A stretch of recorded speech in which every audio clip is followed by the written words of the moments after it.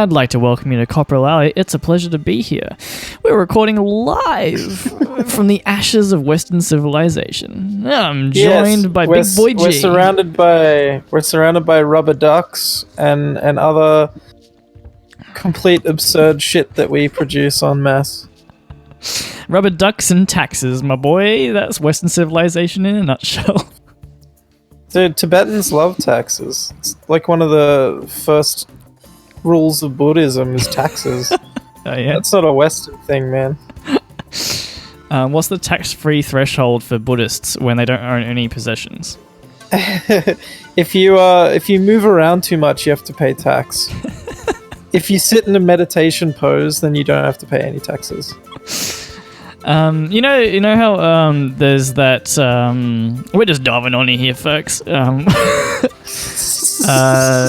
There's this thing. I can't remember. That's right. I'm Giles. Yeah, a couple of artsy boys hosting a podcast and still not knowing how to do that. Yeah. I'm just gonna turn down this music a little bit. Yeah. So there's these monks that like their ultimate.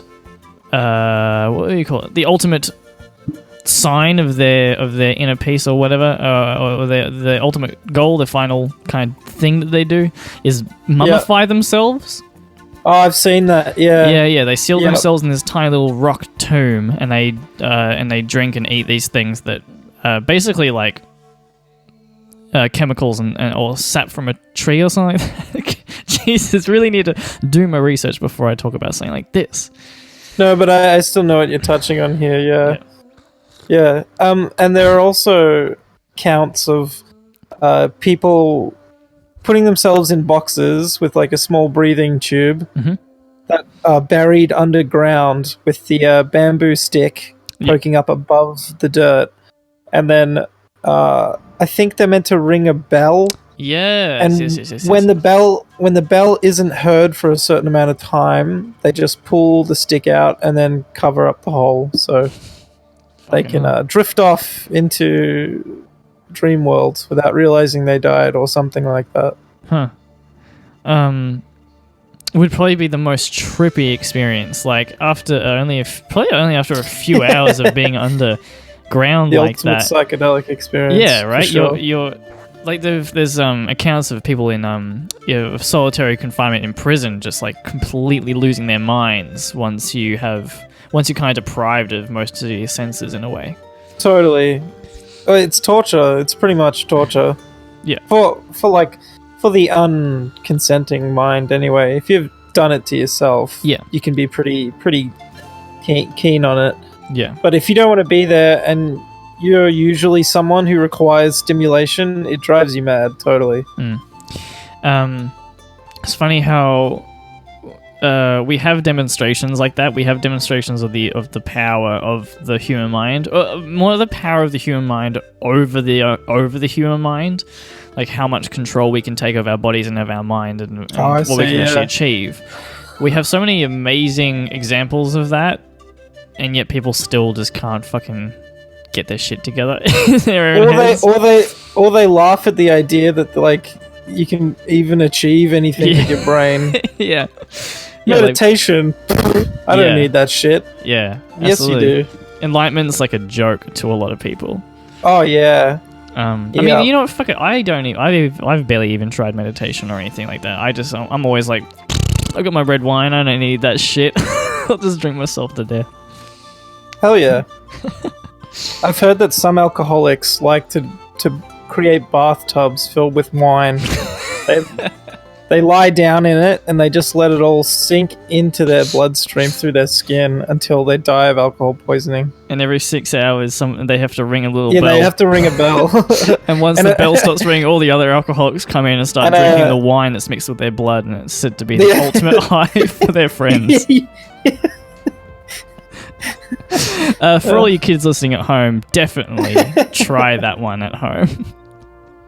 Oh yeah, it works best on kids because they have the sweetest blood, a lot of tolerance. Yeah, we all yearn for the times of being a kid and being able to get drunk real easy. You know what I'm talking about? 5 and 6, getting really crazy, drinking a whole lot of gin because why not? Longing for the days when we had sweet blood. I don't even call children anymore. I call them sweet bloods. You've got a couple of lovely, beautiful sweet bloods there. Lovely. Parents love it. So all your Sweet bloods, yeah. they for love sure. sweet bloods. Some people spend their entire lives just trying to get some sweet bloods. Did you know that Oprah Winfrey, she reps a face cream that uses foreskins? And that's not a joke. Sounds That's like a real. joke. That's the setup and the punchline in one sentence. You'll have to you will have to Google that and then read about it. Do it another time, but I'm telling you, it's real. Let's read it out for the folks at home. Oprah foreskin cream. There we go. Google auto filled it for me, so we know it's hot news, baby. yeah. It's fresh. Is Oprah? It's obviously Oprah. I don't know why I was saying opera. Is Oprah supporting the harvest of baby foreskin? Read more to find out. And guess what news site I'm reading this on? I'm repping my favorite news site. It's Vice, baby. BuzzFeed. Okay. I don't fuck with BuzzFeed. Chatting with even ironically, it's just trash. Actually, my favorite news source is by far The Onion. Easy. Yeah. Did you see it was a meme for a bit that one of their news articles was about how an alt-right person finally realized how much of a shit person they were or something. And then the meme was just that The Onion has just began reporting actual news. Yeah, they did it with Trump as well. They report when Trump retweeted those racist videos, they just did that headline. They said Trump retweets racist videos, like alt-right videos, and everyone's like, "What? That happened." Life is just The Onion now. I saw what I thought was an Onion article, but it showed up on Facebook on the trending thing. Yeah. That he said my nuclear button is bigger than North Korea's nuclear button. Yeah. And I was like, that's typical satire news, but no, it fucking actually happened. Yeah. Did you see? I did a little cartoon as a comment up on it, which is him and Kim Jong-un standing at a urinal comparing buttons. I did see that. I'm pretty sure. Excellent. Links to the image will be down below if I fucking remember it. I'll put it in the notes section that I have down here. Link to Kim Jong-un's button. So a little bit of live prep work there. So last week, this is the Vice article, swinging it back around to what we were talking about, Oprah Winfrey and her foreskin. Last week, I hung out with a friendly group of pro-foreskin advocates protesting outside Oprah Winfrey's appearance at the Bell Centre in downtown Montreal. The gathering was organised by Circumcision Resources Montreal, who denounced Oprah's endorsements of Skin Medica face creams, which she uses to combat pesky wrinkles. The cream is highly controversial because it is made using foreskin fibroblasts. Fibroblasts is clearly a weapon from Halo. It just shoots baby penises at people. It's like an ensnarement gun. It ensnares people in baby foreskins. Just circumcises them on the spot. So interesting. Okay, so it's a bit fucked. Okay. So they're tiny flakes of human foreskin, and they're cultivated in laboratories, and are used to grow additional skin cells. So is that like stem cell kind of thing? It sounds like maybe similar. I don't know. They've got real medical benefits, including helping burn victims to regrow skin. That's all right. But in recent years, the cosmetics industry has been cashing in on the practice. that's like anything. It's such a shame when a giant corporation, usually an evil one, usually a cosmetics corporation, will dive on in something like this. It'll get a bad bit of press, and that's just going to cut funding from whatever's happening. And then what could have been a fantastic thing, like baby little foreskins are helping all the burn victims around the world, and now that's got a bad rap. How can we say that with a straight face? Like, so now baby foreskins are helping burn victims around the world. It's a podcast. People can't see our faces, so we don't have to worry about it. We can say whatever we want, and people will assume what our faces are. Yeah. Link down below to our faces. Yeah, just a picture of my face and a picture of Rye's face will be in the links below. So you can just stare at these still images of our face for the entire podcast, and you can kind of use your imagination. I feel like a face reveal should be like the 100th podcast. No, that's a Patreon It's goal. a very long. Yeah, nice. If you donate to both of our Patreons, we each have a separate Patreon because we send you refuse a to photo share. of ourselves. Yeah. Signed by ourselves. We'll send you a pixelated image that for every $5 we raise on Patreon, we will unpixelate a certain region. And also, I'll sign Rye's and Rye will sign mine. Oh, okay. This is true. We're doing this. We're adding this as a Patreon goal. Signed photos, signed headshots, signed copies of each other's headshots. Yeah. All right, great. So that's in our Patreon. Links to our Patreons down below, where you can donate, and you get little bonuses like headshots. Yeah. There's other things as well. If you don't want to wait till the 100th episode, you can see our faces right now. 10 for $200. No, what tier did you add? I haven't added it yet. It'll be fairly low. Yeah. I'll probably only need $15. $15 will get you a copy of my headshot. True. I'm setting it that way because I've already got a patron who is giving me $10, so I can't go that low because I don't want to do it for someone who wasn't prepared. Can mine be $1 more expensive? Absolutely. Yeah, sure, fine. Fuck you. Just to create some strange competition between us. All right, that's fine. All right, whatever. I feel like my face is much harder to maintain than yours. Yeah, mine just shows up. Yeah, see, mine stays in the green room for far too long. After it's been announced and everything, and everyone's clapping, and there's just this awkward pause before my face finally steps out. Yeah. Your body has been sitting on the couch ready to go, blood dripping down all over your clothes. We're spending ridiculous amounts of money on cleaning your wardrobe every week because of all your face blood. Face blood. That's what was it? Sweet bloods. Sweet blood and face bloods. Today's moral of the story is blood. Get some. And that is the title of this one. Blood. Get some. Blood morals. Blood morals. Sounds like the final installment in the Harry Potter series. Yeah, there you go. I was going to say the Vampire Weekend series, but that's a band.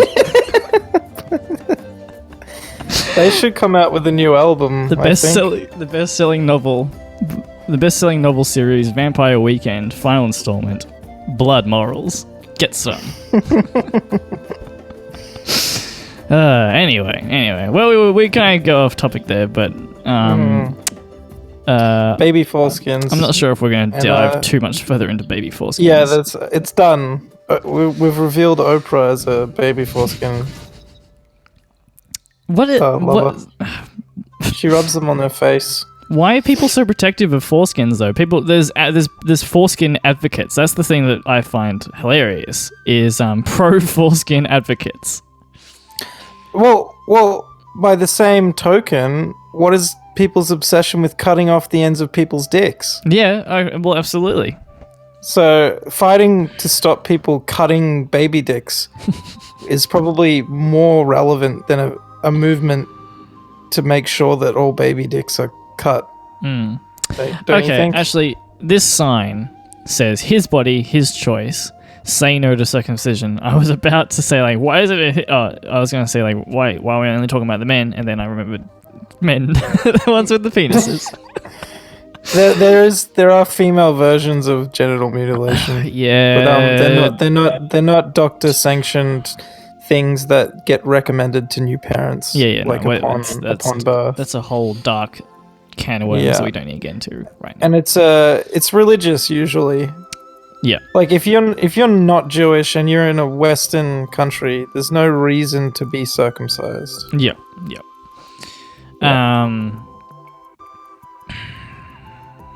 I guess I kind of see what they're talking about. I follow a couple of people on Facebook who are really passionate about anti-circumcision stuff. Yeah, right. Yeah, it's not like, so I'm actually not too personally invested, but I've seen the case being made, and I do agree with it. It's a strange thing we force a baby to endure. Yeah. It does seem strange. I mean, obviously, if it's for a religious reason, then that's a whole other issue that you have to kind of work out. Well, it had a physical reason. Yeah. That in the desert, if you got a little bit of sand in there, it would rub around and wouldn't be good for you. Yeah. Essentially. But wait, is that if you are or aren't circumcised?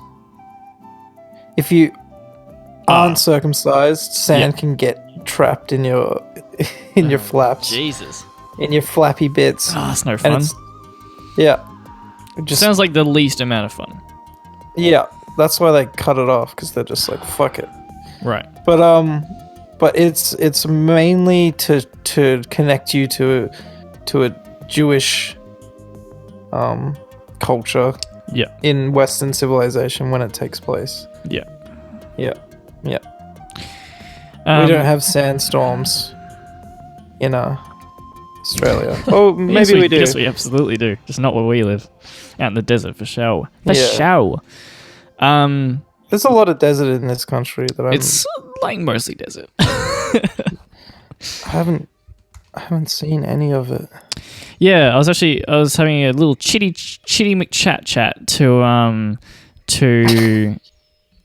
a girl from America that is working at my work, and she just went she went on a big old road trip up the coast. I think she went from Victoria upwards to Darwin, I think, around the right side of Australia. Yeah. She's seen more of Australia than me. So. Yeah, that's what I was thinking, and she was saying like, "Oh, I actually saw Australia."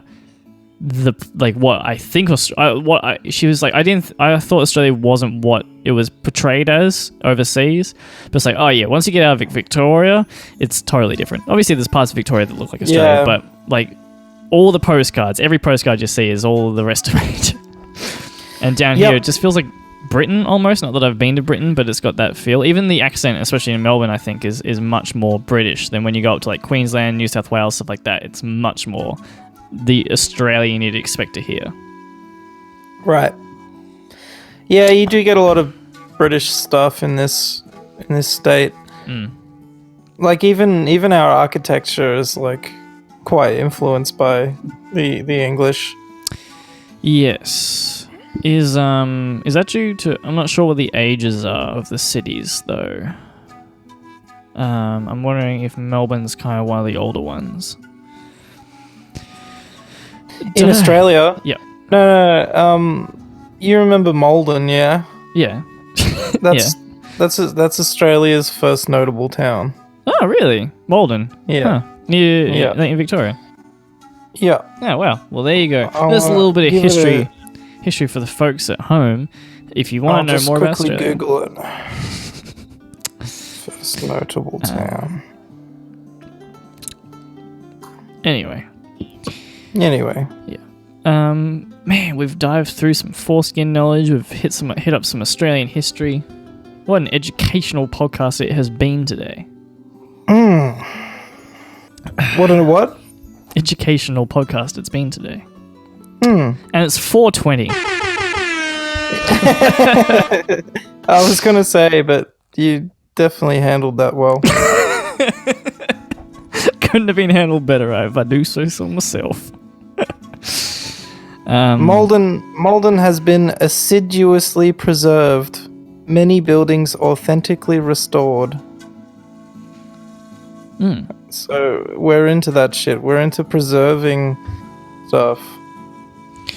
A lot of those early gold rush era towns in Australia are pretty fucking cool. It's pretty amazing when you go through them, and there's still all the old buildings that have been staying there for so fucking long. I say so long, but in comparison to obviously a lot of places in Europe, we're very young. It's like, what, 200 something years or something like that? It's not very long. 1788 or something like that is when... Yeah, Captain so Cook. Not very long at all. In comparison to a lot of things. At least the Western cultures side. Oh yeah, of course, not the other cultures. Aboriginals. Yeah, the Aboriginals were around before anything else. Yes, yeah, before Earth. Old. You know what I'm saying? They are the most likely people to have seen aliens. How about that? They might be the aliens. simply because they've been here the longest. I was thinking, just talking about how it hasn't been long for Australia.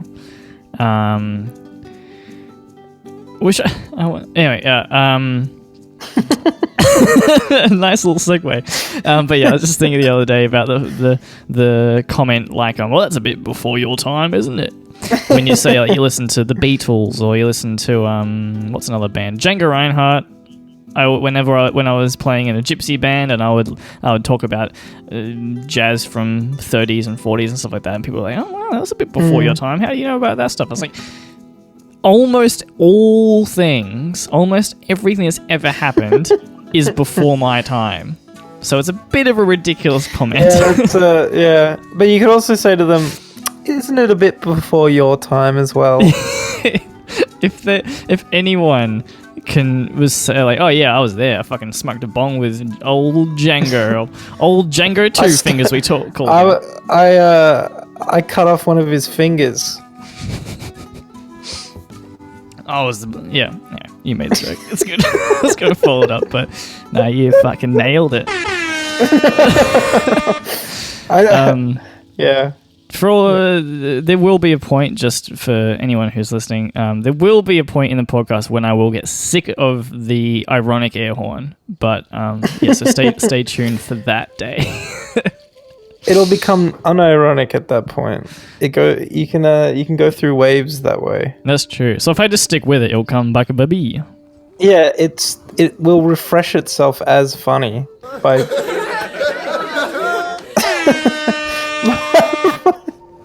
by finding a new context to appear in.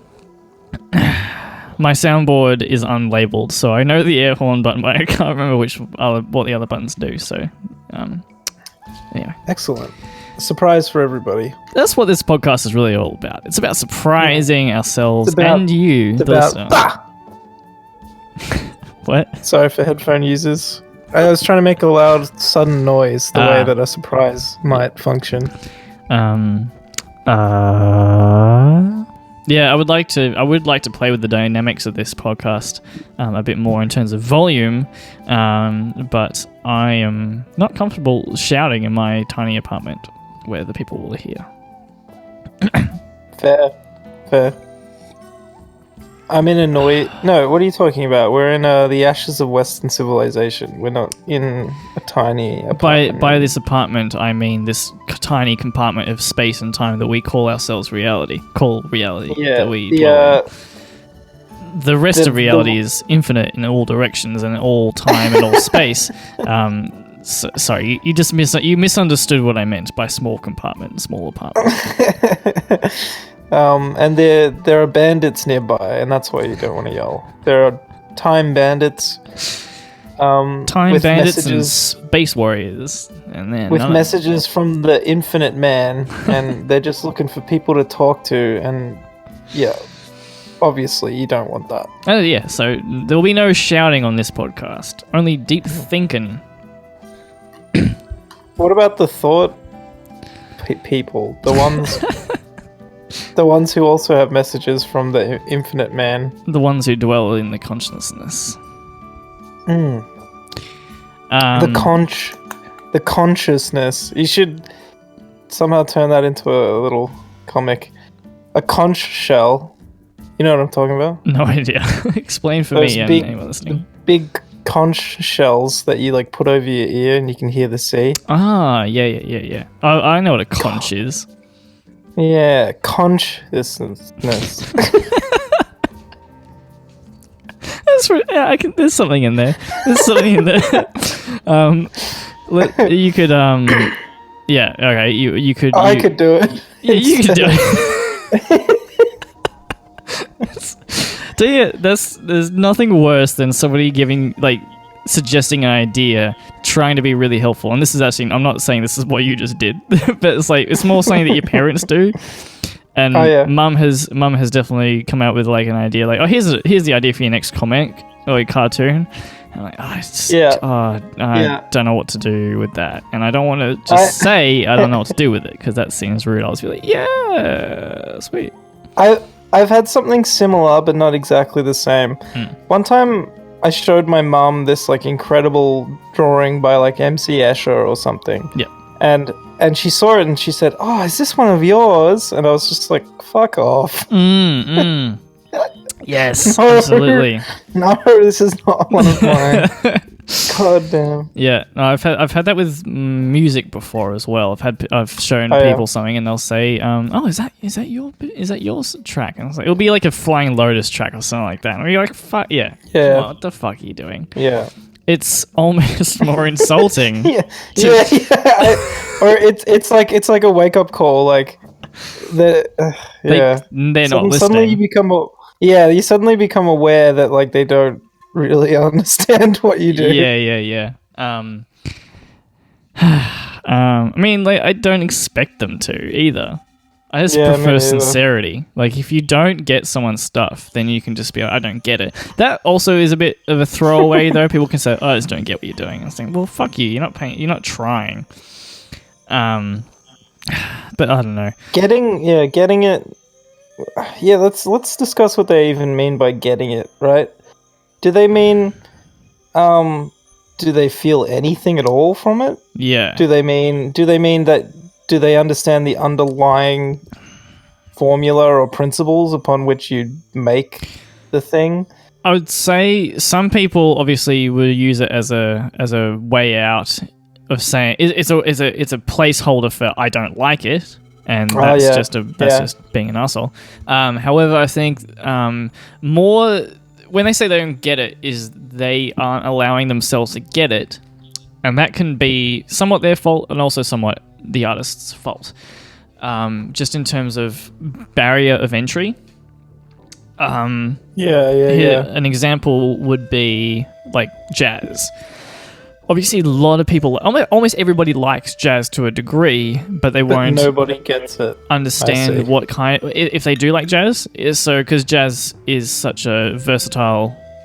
Classical music. That's even a better example because they'll say, I just don't get it. I don't get classical music. But classical music is everywhere. It's in every film that they watch, every show that they watch. It's used as the score. It manipulates of their all feelings media when they're watching a scene that they don't understand. But the reason they get it in a Star Wars film is because when they're referring to classical music, they're just referring to the instrumentation more than anything, which is like an orchestral-based piece of music. So I think like if it's in Star Wars, that's their entry point. They're like, it's fucking Star Wars. What else do I do? Like, you know. Oh yeah. And people will actually That's sort of even like buy CDs. Pop classical or something. Yeah. Which is It's good like though. rock. Like you should then take that. You should be like, oh cool. I get this pop version of classical music because I've got that entry point, and now that's my entry point into more classical music, which can make me feel more things. Yeah, it's definitely a real thing that you sort of need to arrive at something at the right context, or else it doesn't Yeah. occur to you how it's meant to. Mm. Like there are a couple of things I've seen, like for example the show The Extras Mhm. with Ricky Gervais and whatever. That was on TV. What was that noise? I burped into the microphone. Anyway, that show was on TV when I was younger, and I didn't get it at all. Like, but after I started listening to Ricky Gervais's radio stuff and podcasts, I started to get his sense of humor, like what he thinks is funny. And suddenly I was in on the joke that he was making with The Extras. Yeah. And yeah.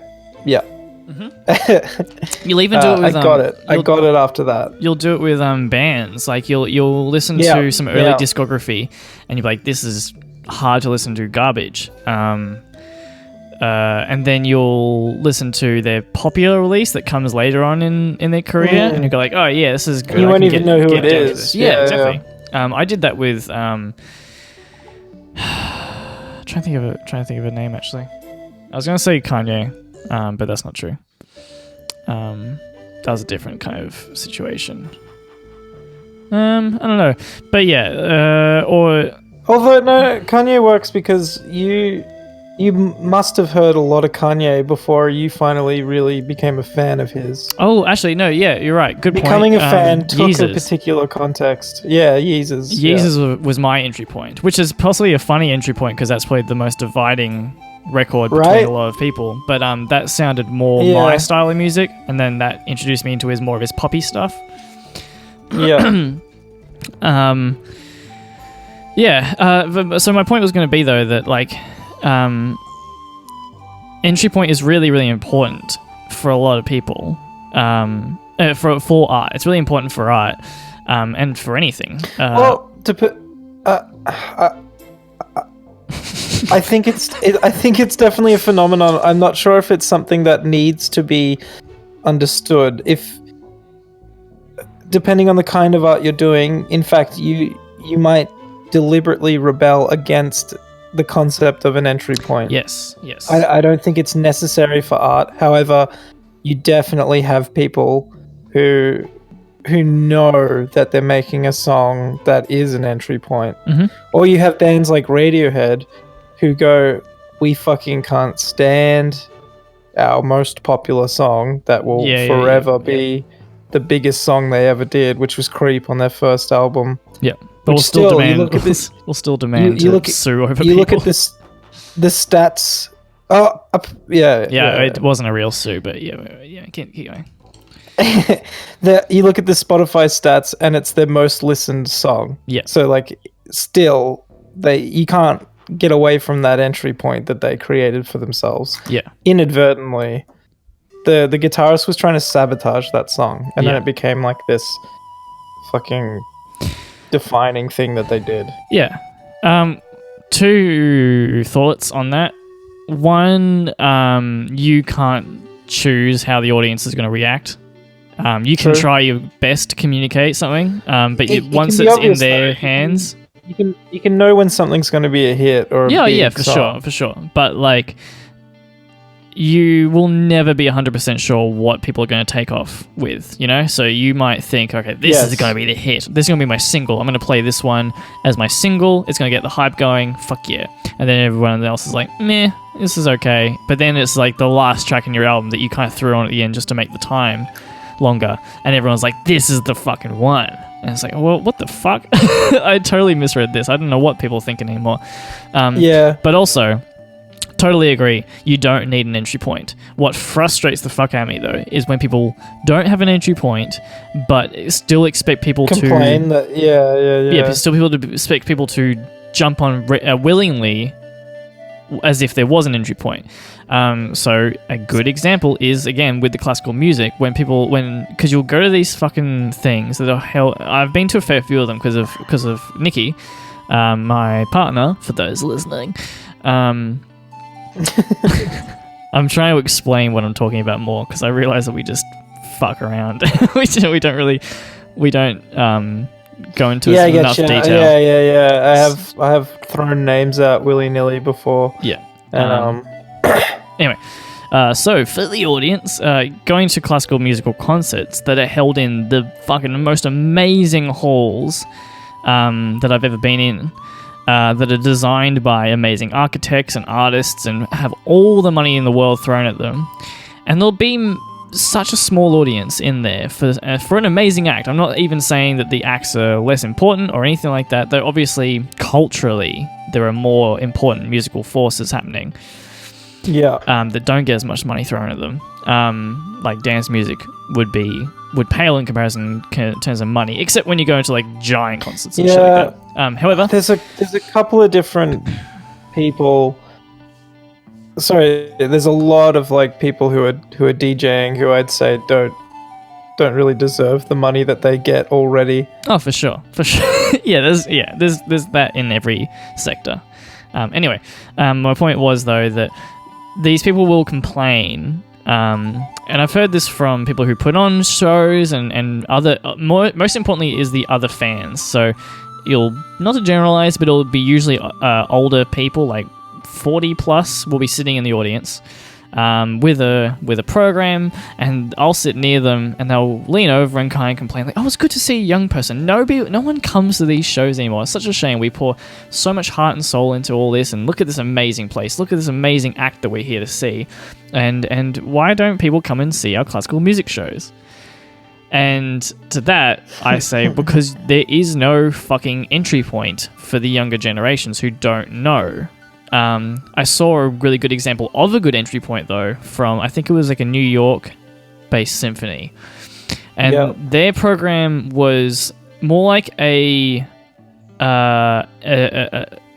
well-designed visual representation of the music, telling you when the instruments are coming in, giving you some history on the piece, representing it in a really visually stimulating way. Cool, it was really modern. Stimulating people is a good way to do it. Yeah, and I was like, this is how you do it. You look at this and you go, oh, cool, now I'm going to understand this is how you do this piece. These people that are going to these concerts have been going to the same concerts or hearing the same piece maybe 100 times over by different people, so they know what they're listening for. They can hear the variations. So when they say, oh, their version was amazing, they actually know what they're talking about because they've heard it 100 times. But for the new listener, none of it makes any fucking sense. Yeah. Which is fine, totally fine. But then to complain that no one's coming to your show, it's like, well, how were they going to do it? Same with the jazz guys. Same with the freeform jazz guys. Like, no one comes to our fucking shows. Because what did you expect? It's for you. It's for the performer, which is, again, totally fine. It's just about educating your audience. If you want them to be involved, educate them and give them like a reason to be interested in. Yeah. Get some fire twirlers or something. Maybe get someone to film some visuals for you to put behind it.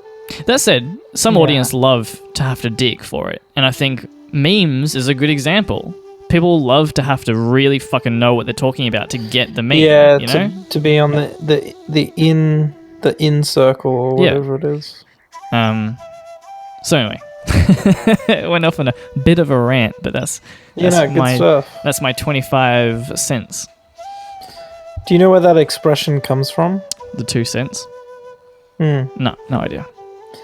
It comes from the price of a stamp. Ah, that's daft. That's such a fluctuating thing. Like, even back in the day, I'm sure it would have fluctuated from 1 cent, then to 2 cent, then to 3 cent, back down to 2. yeah. But that's the etymology of that. That's the where it comes from. Mm-hmm. I think it should evolve for the current peoples. Yeah. How much does it cost? How much does the cost of a stamp now? No, I don't mean like that. I mean Like the lingo should update Oh, yeah. and yeah, be okay. something like that was my 4 kilobytes. That's a good idea. All right. Size of an email or Size of a whatever. YouTube comment. I'm gonna go on YouTube here. I'm gonna go on YouTube. God, that would be bytes in size, I reckon. All right, here we go. The, I'm going to Anthony Fantano, best of the worst. Let's copy the good sized YouTube comment. Here we go. This one's even got some fire emojis. That'll take up a few more bytes. Yeah, Size nice. of this text in bytes. Surely that'll come up with something. Find out the size of your piece of text. Yes, done. Paste. Nice. 127 bytes. All right, there you go. That's my 127 Wow. bytes. Maybe let's round it I like off. That's that. my 100 bytes. No, the extra syllables make it more meaningful. Okay. 127 bytes. Yeah. I'll read you the Stuff. comment as well. Totally out of Yeah, context. good. I give Earl Fire emoji. Sweatshirt an 8. SMFH, you sleeping on Jacob's bar, Anthony. Fire emoji, fire emoji, fire emoji. That's You sleeping on 127 Jacob's bytes. bar. What does he mean by Jacob's bar? Don't know. What did he mean by this? Well, it's a video of Anthony Fantano compiling his best and worst tracks of the week. So they could be talking about any number of tracks that came out this week. True. Right. Mm. I did watch a part of his anticipated albums of this year. Yep. And that is why I did mention Vampire Weekend being time for another album from them. Didn't I mention Vampire Weekend? Yeah, you did. And I mentioned that it's time for another album by them. That's great, though. Wait. Yeah, no, I saw a piece about them earlier this week, and that's why you brought them up.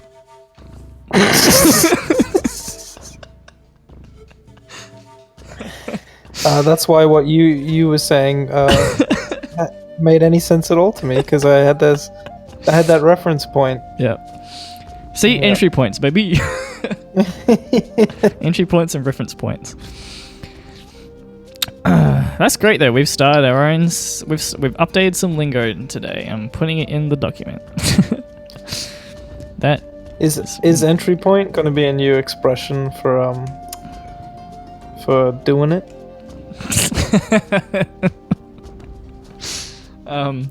She gave me a reference point. That's why if you're ever complaining that you're not getting laid, have you given someone an entry point? There you go. There you go. You bloody conch. That's not the correct utilization of what it was going to be, but Yeah. it's good. It's evolved. That's going to come back around. You've made a conscious evolution of the expression. That should be it, though. Just conch. Like, the answer that I found in my conch, or a higher level of conch. Yeah. A higher level of conch. Get a big conch and then start putting things in the conch.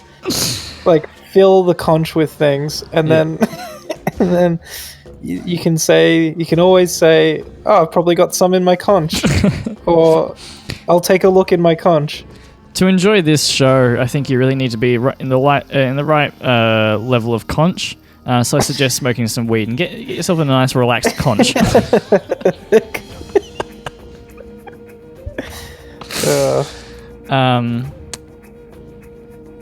Good word, though. Goddamn good word.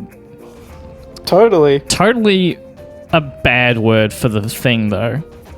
It's a beautiful, elegant shape that nature has figured out how to make. Oh, conches. Yeah. I mean, it does also look like unraveling flesh, which isn't particularly appealing. Yeah, it looks like someone's taken the flaps of a vagina and rolled one side of it inwards, if you know what I mean. Why is it all spiky on the outside? Have you not seen them before? No, I've never seen one. They look just like that. Except with one of the flaps rolled inwards. Alright, well that's what I'm going to call them from now. Conches. Cool. Like to. Good stuff. Would you like to see my conch? My Yes. my conch is a good entry point. Add that to the Patreon rewards. A conch reveal. 120. If we get to $100 a month between us, we'll reveal our conch, our collective conch. That's good. Collective conches. We'll reveal our collective conch. Our shared conch. Our shared conch. That's better. Our shared conch. Okay, $100 between us, folks. Not. Sound like I'm selling jewelry or something. This conch is only going for $100, folks. That's a bloody steal, I'll tell you right here. This is normally a $200,000 conch, but we've got it for the special hot price of $100. It's not going to last long. So I meant to search you into Patreon, but instead I searched conch. There is a page called Conch. Oh no, it's an image called Conch. Picture of a flower by Danny Boccanero. Link to his Patreon. Link to his Patreon is down below as well. He's done some really good work. He has an image that has the title Conch. Yeah, so he's at 0 patrons at the moment, folks. So if we can try and get Danny up a little bit, that would be. Oh wow, he's been dancing for 13 years. That's a big of a difference, and performing as an artist. And he started taking photographs. They're exclusively flowers, though. They're actually pretty fucking dope. Excellent. I'm glad that we found some content this way. It's stealing other people's content. It's strange that that's how the internet works. Like having this complete irreverence to the way that you search for things. Yeah. And I'm going to comment on his Patreon. I found your profile by Googling conch. That's his entry point. Conch was his entry point. Conch is your entry point. Is that mean? Is that mean to comment on his thing? Conch is your entry point? Yeah. No. It'll seem like an absurdity to him, not like, oh, this guy really hurt my feelings. Yeah. I'll say conch is a good entry point. Alright. I found your profile by Googling conch. Conch is a good entry point. I don't like starting things with people online, but I guess this is what I'm doing for my life. I found your profile by Googling conch. A repeated segment where we sort of start beef, non-existent beef that can't even be interpreted properly with people would be interesting, I think. Maybe YouTubers, because they're easy. They're easy to set off. I will comment though, actually. Nice flower pictures. Your photos are beautiful though. Because of my opening statement though, it sounds insincere. But anyway, I've got a photo. Fuck, I can't talk. There's I've got a screenshot of me commenting on his page for us. Cool. That didn't work. Let me try again. Oh no, I got out of it. Conch. That's right, I found it, baby. Alright. We've managed to conduct this episode without touching on either of the topics we decided on. I think we should do letters, and then we should do our end of show celebration. Wow, it's so much later in the podcast than I expected. I mean, we don't really even need to end it an hour. I just think we should spare the... you know those people who are like 40 minutes in and they're like, oh, well, I'll finish it off. Yeah. the people, the audience that we really love, those are our favourite fans. We can give them an after show. Generous. Yeah. Yeah, true. We can give them... whatever. And for all those people who are like, I finished the real show. Maybe I should stick around for the after show. Yeah. Those are the fans we really like. All right. We're doing letters, and then we'll figure out if we're going to do an after show. Probably not, though. All right. What we got to do? So this one's addressed to me. Oh, we got two. We got two today. Excellent. What? No, just one. Huh? Let me check. Did you get two? I've got two. One is actually sitting in my inbox. So somebody has contacted me. I see. Somebody seems to have contacted me through my own personal one. But it's addressed to Coprolalia. To you precisely. But anyway, cool. First one. Here we go. Let me just.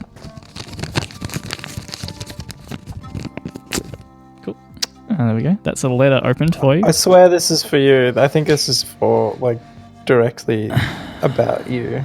So it says, hello, this is long overdue, but better late than never.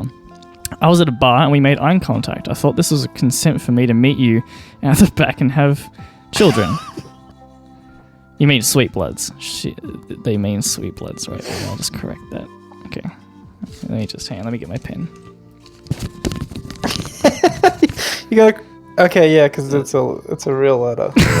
What do you think we're doing? I'm reading letters. This is letter time, motherfucker. I should have listened to your words when you said, nah, the pussy stank. I'm going to cross out pussy there. They mean conch. Yeah. At your dismissal rather than approval. Let me reread that because I broke it up. I should have listened to your words when you said, nah, that conch stank. At your dismissal rather than approval. Yeah, okay. As a dismissal. As your dismissal. You're right. There we go. Let me I'm also looking at this letter. I've since met someone who loves me back and I am rich. Signed, Oprah Winfrey. Well, I'm going to have to believe that's not Oprah Winfrey. Or that's the biggest goddamn coincidence that we were just talking about her foreskin earlier. I don't know. Maybe we talked about it because a letter was coming. Well, that's why we brought it up. Because this letter was coming. Okay. I should read my letter. There's a message in there though. Listen to the words said to you by people and take them to heart. All right.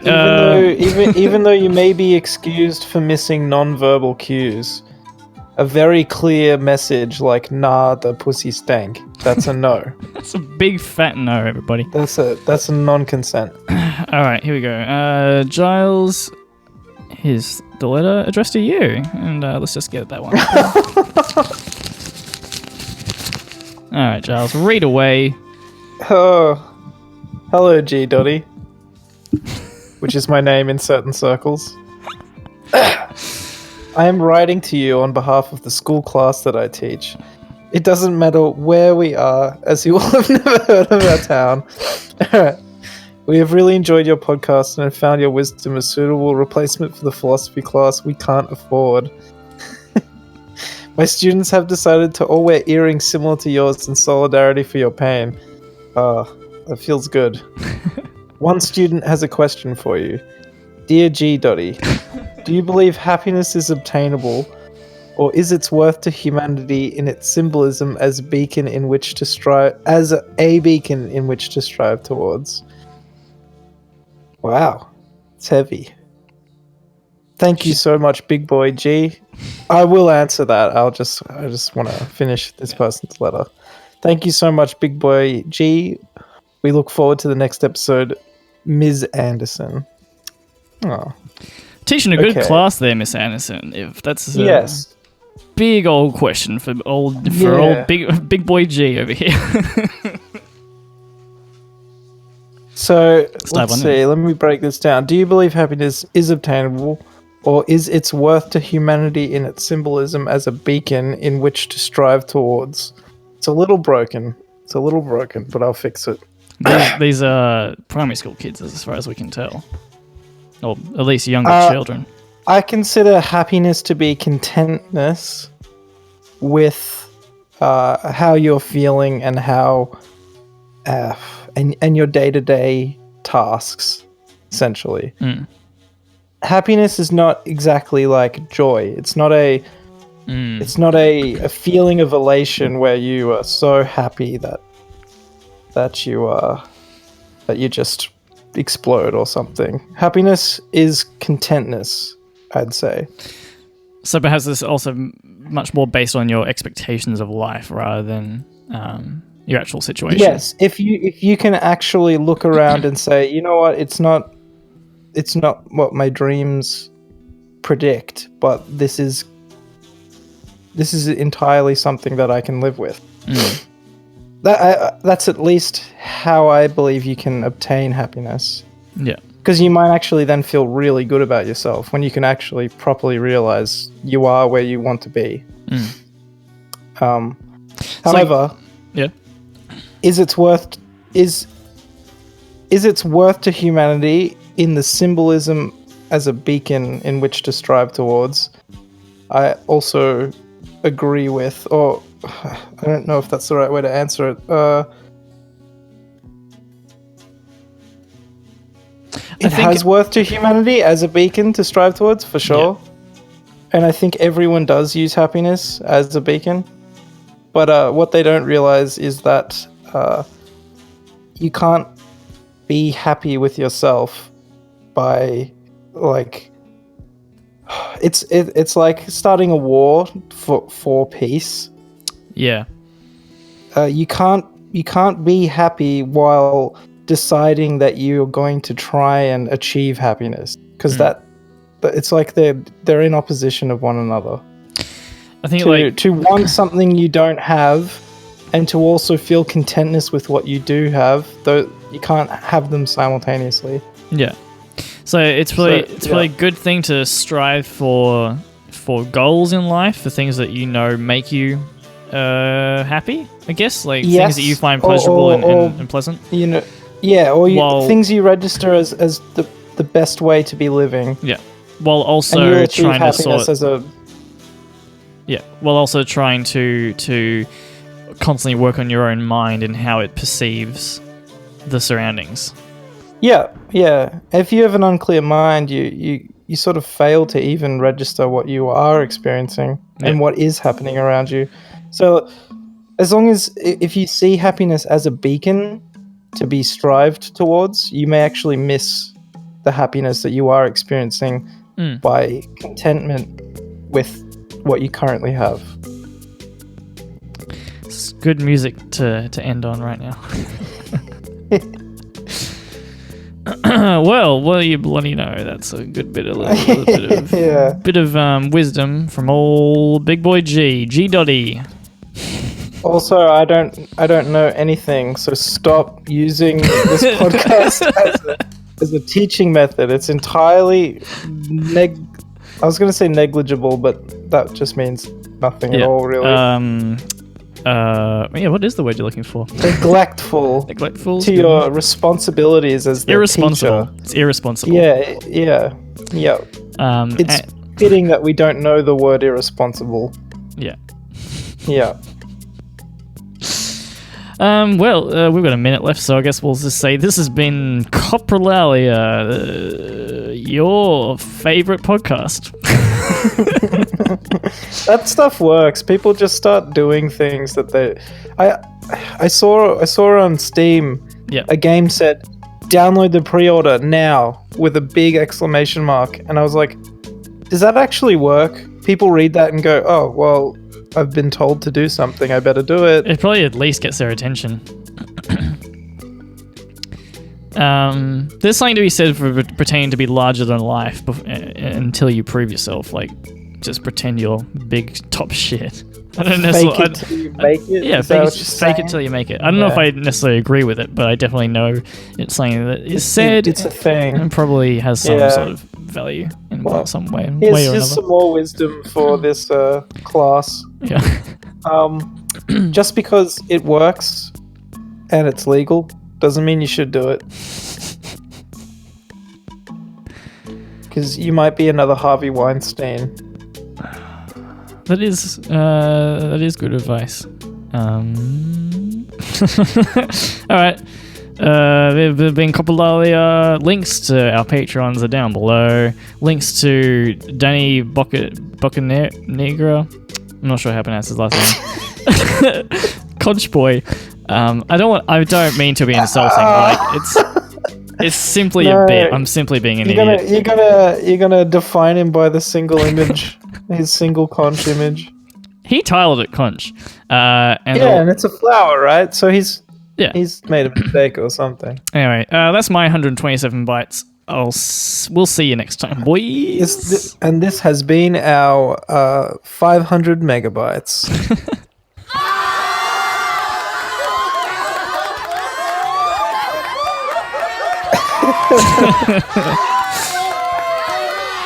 Beer.